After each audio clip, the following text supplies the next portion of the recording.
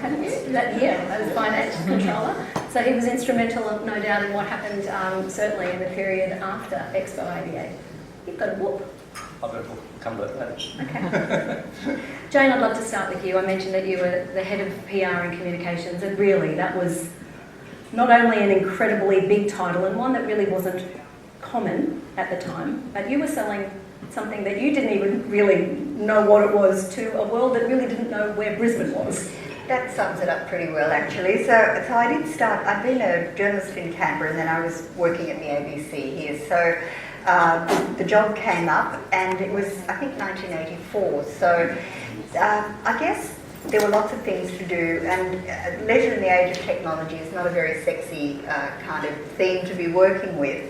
But I think the major problem was trying to convince people that Queensland could do something well. I think everybody in this room would have had some sort of experience in their professional life of this kind of cultural cringe.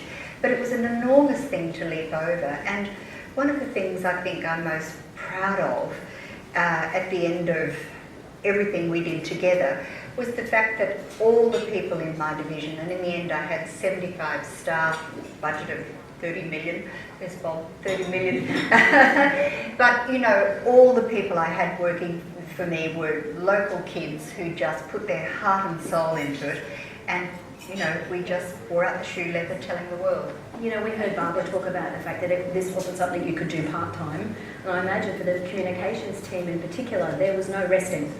No, we certainly slept in our office on many occasions, and that was in the years leading up to Expo 88. But I must say, I do think one of the things that underpinned the communication success and you know, selling the sizzle rather than the steak, because we didn't actually have the steak just yet, was really to begin kind of at the Daintree and work down to the Tweed to make sure that every single community group that got together in groups of more than 3 actually knew about Expo 88. So while a lot of it was done through the media and with great assistance from Shane and his team, you know, I had teams of people out there with video recorders in every country town just talking about how it was going to be. So, yep, very proud of them. Shane, you were there rolling and you had these media conferences every day. That must have been the springboard then to 1,000 moving parts and you trying to make sure that you could orchestrate them all. Yes, I've got to say, actually just setting up the media centre was a challenge because, you know, the technology was much less advanced then than it is now. We had to accredit 6,000 journalists. And there were press conferences every day, but not just the ones we had in the media centre, the sort of thing that Shane's talked about. So it was very, very busy. But again, you know, all local Queensland people. I'm thinking of wonderful Ian Eckersley, Angie's here, who worked in the media centre, and Greg Turnbull, who looked after all the media accreditation. And people just stepped up and did well. I was saying with the accreditation, the journalists had to show it every morning, and Greg would go down to the gate to make sure that they were all coming in and everything was shipshape. And a Swiss journalist turned up who wasn't accredited and wouldn't take no for an answer and actually bit Greg very badly. He had to be taken to the market for stitches. So, you know, there are all sorts of things happening all the time that you just had to kind of roll with it. I think the Swiss would have the Passionate, very passionate about getting on the side. You also told me the story about a piece of Expo that you've kept, which I think is a really lovely story because every day it must be a reminder of that time for you. Well, thanks for reminding me. There is a mirror on the wall in my office at work now, and I had it in the media centre, and every single head of state or you know, rock and roll band or entertainer who came had a press conference, and they all looked in the mirror to fix their hair or do their lippies before they went out to meet the press.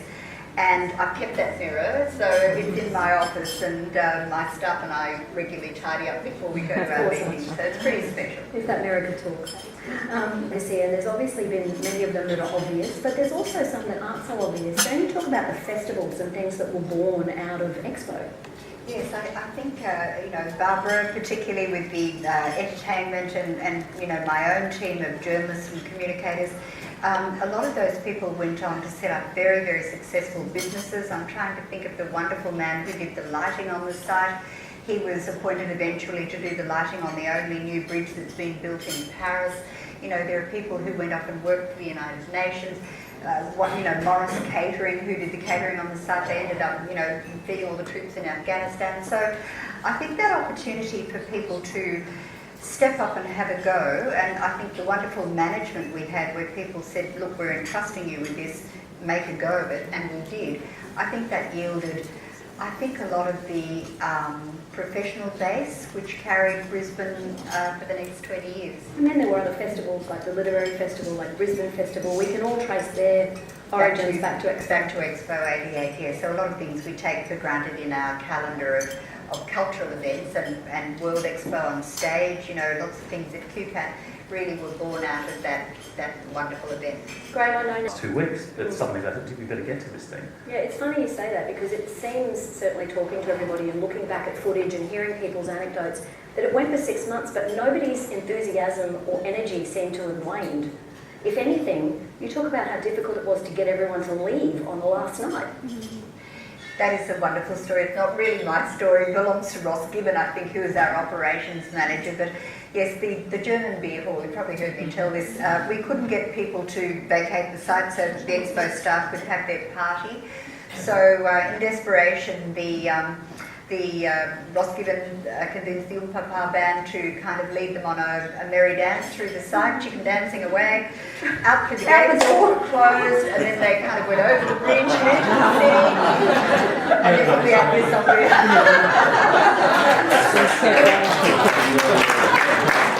I've no doubt that would have happened on more than one occasion because I know that do you guys know that the ship-in had a 24-hour licence? I only know that anecdotally. It's not that I was there, but it was the first time that there was a 24-hour licence given to a publican. Is that right? Or am I making that up? No, it's true. Or was I just there in the wee house? Absolutely true. You stayed through the night. I didn't, only a couple of times, I promise. When you look back at that time now, I know that you and Sir Lou occasionally will go to Southbank for a stroll. Do people come up and still want to shake his hand and thank him?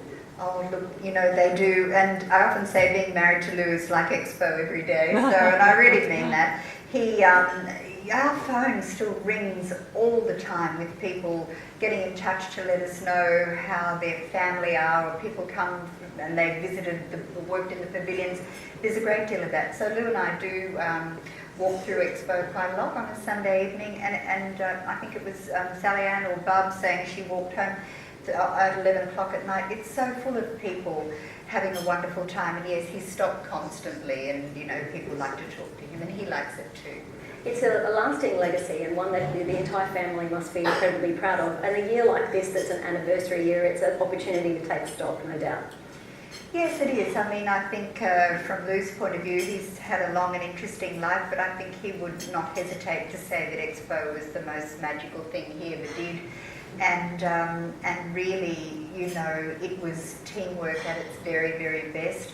I mean, Lou did his part of it, but, Bob, Barbara, so many, Laurie Smith, who put the beautiful gardens in, people in the media centre, everybody worked so well together, and I can't imagine any experience in my lifetime ever being like that again. Great.